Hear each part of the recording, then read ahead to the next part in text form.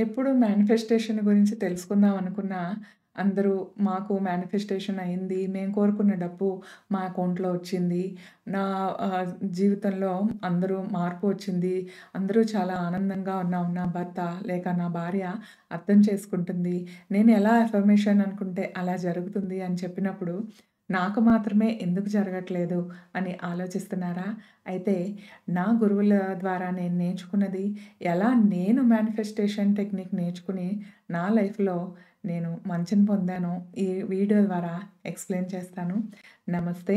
నా పేరు లక్ష్మి. నేను లైఫ్ కోచ్ అండ్ హీలర్‌ని. మనందరికీ కర్మ గురించి తెలుసు కదా! కర్మ సిద్ధాంతం నుంచి మనం నమ్మినా, నమ్మకపోయినా తప్పించుకోలేం. అయితే మన కర్మ అని సరిపెట్టుకోవడం కరెక్టేనా? చాలామంది నేను యూట్యూబ్‌లో కూడా చూస్తూ ఉంటాను. కర్మ అని సరిపెట్టుకుంటున్నారు. అది చాలా తప్పు అని చెప్తారు. కానీ నాకు తెలిసినంత వరకు నేను ఒక హీలర్‌గా నా క్లయింట్స్ నా దగ్గరకొచ్చినప్పుడు కానీ, లేదా ఒక కోచ్‌గా వాళ్ళకి నేను కోచింగ్ ఇచ్చినప్పుడు వాళ్ళకి విషయాలు చెప్పేటప్పుడు కానీ చాలామంది జీవితాలు నేను ఓన్‌గా దగ్గరుండి పరిశీలించినప్పుడు తెలిసిందేంటంటే, ఎప్పటి వరకు అయితే మన కర్మ మనకి ఉంటుందో, కర్మ తీరనంత వరకు ఎవరు ఏం చెప్పినా, ఎన్ని మార్గాలు మనకు కనపడుతున్నా కూడా మనం వాటిల్ని పట్టించుకోం. వాటిని పట్టించుకోకుండా ఇంకొక దగ్గర వెతుకుతూ ఉంటాం. కానీ ఎప్పుడైతే కర్మ తీరిపోతుందో, అప్పుడు ఖచ్చితంగా ఎవరు ఇంతకుముందు చెప్పిన వాళ్ళే వచ్చి మళ్ళీ చెప్పినా, అప్పుడు మనకి అర్థమవుతుంది. అప్పుడు జీవితంలో మనం ఏదన్నా స్టెప్ తీసుకుంటామని మాత్రం నాకు అర్థమైంది. ఇది చాలామంది వ్యతిరేకించొచ్చు. కానీ నా ఓన్ ఎక్స్‌పీరియన్సెస్ ద్వారా నేను తెలుసుకున్నది మాత్రం ఇదే. అయితే మనందరికీ తెలిసినట్లుగా ఇది సంచిత కర్మ. అంటే కొన్ని లక్షల, వేల జన్మల నుంచి మనం ప్రోగు చేసుకున్న మంచి, చెడు 2 కర్మల సముదాయం ఇది. అయితే ఈ జన్మలో మనకు వచ్చినది ప్రారబ్ధ కర్మ. అంటే ఇందులో ఒక భాగం మాత్రమే. ఈ ప్రారబ్ధ కర్మలో కూడా మంచి, చెడు 2 ఉంటాయి. అందుకనే ప్రతి వ్యక్తి జీవితంలో మంచి ఉంటుంది, చెడు ఉంటుంది. కొన్ని రోజులు సుఖం ఉంటాయి, కొన్ని రోజులు కష్టాన్ని కలిగించేలా ఉంటాయి. కొంతమందికి ఎక్కువగా సుఖం ఉంటుంది, కొంతమంది ఎక్కువగా కష్టాలు పడుతూ ఉంటారు. అయితే దీన్ని మనం మార్చలేం. ఎలా అంటే ఇది ప్రారబ్ధ కర్మ. ఈ జన్మలో మనం ఎలా పుట్టాము, ఆడ, మగ, మన తల్లిదండ్రులు, మన జీవిత భాగస్వాములు భర్త గానీ, భార్య కానీ, లేదా పిల్లలు అండ్ మన చుట్టాలు, బంధువులు. మనం అసలు మార్చుకోవాలన్నా మార్చుకోలేని రిలేషన్‌షిప్స్ అన్నీ కూడా మన ప్రారబ్ధ కర్మ. ఈవెన్ కర్మల్లో కూడా మనం ఎంత ట్రై చేసినా అది మారట్లేదు అంటే, అది ఖచ్చితంగా కూడా ప్రారబ్ధ కర్మ నుంచే వస్తుంది. అయితే క్రియామాన్ కర్మ అని ఒకటి భగవంతుడు అంటే ఎప్పుడూ కర్మలు అనుభవిస్తూనే మనం ఇలాగే చనిపోవాలా? ఇలాగే కష్టాలు, సుఖాలు, ఈ బాధల్లో, ఈ సైకిల్‌లో కొట్టుకుంటూ మనం ఇలాగే బ్రతకాలా అని మనకి అనిపిస్తూ ఉంటుంది కదా! కానీ భగవంతుడు మనకి ఒక అదృష్టాన్ని ఇచ్చారు. అదే క్రియామాన్ కర్మ. ఇది ఖాళీ. చూసారు కదా! దీనిలో మీరు ఏదన్నా కూడా నింపుకోవచ్చు. మంచి నింపొచ్చు, చెడు కూడా మనం నింపుకోవచ్చు. కానీ మనం మంచి చేయాలని ఎంతో ఆశగా ఈ బిజినెస్ చేయాలి, లేకపోతే ఆ మనిషితో నాకు పెళ్లి అయితే బావుంటుంది. నా భర్త అర్థం చేసుకుంటే బావుంటుంది. నా భార్య నాకు కావాల్సినట్టు ఉంటే బావుంటుంది. నా అత్తమామలు నన్ను ఆదరిస్తే బావుంటుంది. ఇలా చాలా కోరికలు మన మనసులో ఉంటాయి. కానీ ఈ ప్రారబ్ధ కర్మ బట్టి అవతల వాళ్ళు మనల్ని కష్టపెట్టడం, లేకపోతే మనం ఎంత తప్పించుకుందాం అనుకున్నా తప్పించుకోలేకపోతాం. ఆ విధంగా ఎప్పుడైతే ప్రారబ్ధ కర్మలు జరుగుతూ ఉంటాయో, ఈ క్రియామాన్ కర్మని మనకు మనంగా, మన ఆలోచనలు, మన బిలీఫ్ సిస్టమ్ ద్వారా మనం మంచిగా రూపుదిద్దుకోలేకపోతాం. ఉదాహరణకి మనం ఎంతో మంచి చేయాలనుకుంటాం. కానీ లోపల చాలా గట్టిగా అనిపిస్తుంది. ఈ మనిషి వల్ల నాకు సుఖం లేదు. నా జీవితం ఎప్పుడూ ఇంతే. నేనెప్పుడు ఏం చేసినా అందరూ తిడతనే ఉంటారు. నేను ఎంత ప్రయత్నిస్తున్నా కూడా మంచి చేద్దామని ఎళ్ళినా చెడే ఎదురవుతుంది. ఇలాంటి మాటలు నెగెటివ్‌గా మనం లోపల మనకు తెలియకుండానే ఒక ఇన్నర్ వాయిస్ ఉంటుంది. అయితే యూనివర్స్‌కి మీ ఇన్నర్ వాయిస్ మాత్రమే వినిపిస్తుంది. మీరు మంచి మాట్లాడుతున్నారా? చెడు మాట్లాడుతున్నారా? ఇది మీకు మంచా? ఇది మీకు చెడా? అని యూనివర్స్‌కి తెలీదు. యూనివర్స్ మనం ఏ భావంతో కరెక్ట్‌గా మనం ఏ గట్టి నమ్మకంతో ఏది కోరుకుంటున్నామో అది మాత్రమే ఈ క్రియామానికిస్తుంది. అయితే చాలామంది ఈ విషయం తెలియక చెప్పాలంటే ముఖ్యంగా ఇంకొక విషయం ఉంది. మన మానవ జన్మలో మాత్రమే ఈ కర్మల్ని తీర్చుకొని, సరిదిద్దుకొని, మంచి మార్గంలో వచ్చే జన్మకి మంచి పునాదులు వేసుకునే అదృష్టం ఉంది.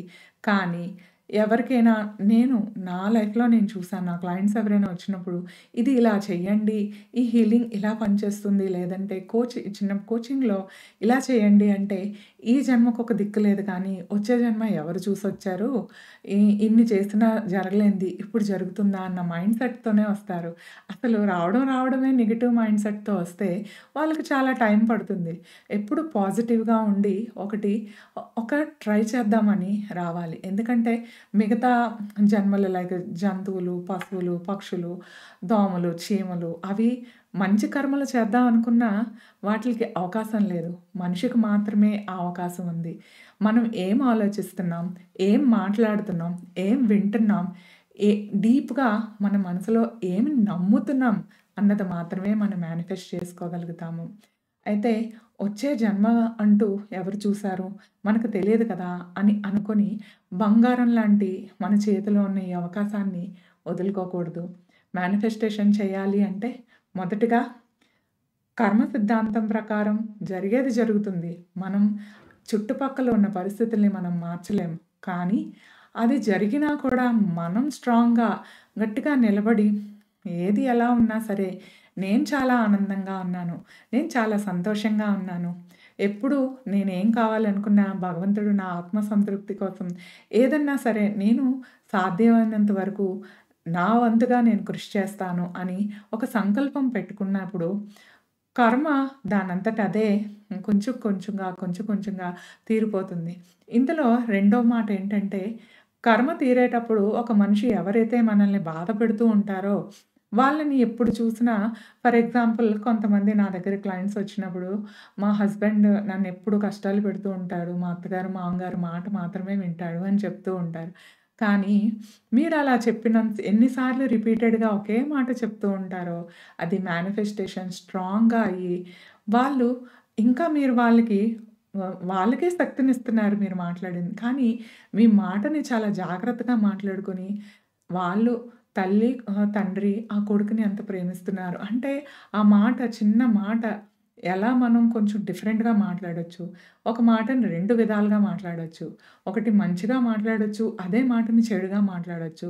ఒక చెడు సన్నివేశాన్ని కూడా మనం మంచిగా మాట్లాడొచ్చు. అయితే ఈ మేనిఫెస్టేషన్ చేసుకోవాలనుకుంటే మాత్రం ముందు ఇన్నర్ క్లీన్ చేసుకోవాలి. ఇన్నర్‌లో మనం ఏం మాట్లాడుతున్నాం ఇంటర్నల్ టాక్‌ని మనం చేంజ్ చేసుకోవాలి. అది కాన్షియస్‌లీ మాత్రమే అవుతుంది. మొదటిది కర్మ తీరనంత వరకు మనం ఏం చేసినా కూడా అది మనకు కనిపించదు. అలాగని ప్రయత్నించడం మానకూడదు. మీరు కర్మ తీరాలి అంటే మంచి పనులు చేయండి, సేవ చేయండి, మంచి విషయాలు తెలుసుకోండి. నెగెటివ్ థాట్ వైపు దృష్టి పెట్టకుండా ఉన్న టైంని మీ కుటుంబం, మీ బాధ్యతలన్నీ నెరవేర్చుకుంటూ మీకోసం మీరు టైం కేటాయించుకోండి. మీ ఆరోగ్యం పైన దృష్టి పెట్టండి. మెడిటేషన్ చేయండి. ప్రాణాయామం చేసుకోండి. ప్రెజెంట్‌లో బతకడం నేర్చుకోండి. ఎందుకంటే జరిగిన ఈ సంచిత కర్మ గాని, ప్రారబ్ధ కర్మను గాని మనం మార్చుకోలేం. క్రియామాన కర్మని మనం సృష్టించుకోవచ్చు. ఈ బంగారం లాంటి ఈ అవకాశాన్ని మనకు తెలీదు. ఈరోజు ఇప్పుడున్నాం. రేపు ఉంటామో లేదో తెలీదు. మనం ఎప్పుడు ఏం జరుగుతుందో తెలియని విషయంలో కనీసం ఈ నిమిషంలో మనం ఉన్నాం కాబట్టి ఈ కర్మని క్రియేట్ చేసుకోవాలి. రెండవది చాలామంది వ్యామోహంలో ఉంటారు. నా తల్లి, నా తండ్రి, నా కొడుకు, నా కూతురు, నా బిడ్డలు అసలు అలా అనుకోని వాళ్ళ జీవితంలో వాళ్ళు ఆనందంగానే ఉంటారు. కానీ మనం వాళ్ళ కోసం ఆలోచిస్తూ మన జీవితాల్లో ఈ క్రియామాన్ కర్మ ఈ సమయాన్ని మనం వ్యర్థం చేసుకుంటూ ఉంటాము. ఎప్పుడు కూడా మనం ఈ జన్మ ఎందుకు తీసుకున్నామంటే, ఈ కర్మల్ని క్లియర్ చేసుకుంటూ, మంచి కర్మల్ని మన అకౌంట్‌లో వేసుకుంటూ, ఇంకా ముందు ముందు డిటాచ్‌మెంట్ వైపు వెళ్ళాలి.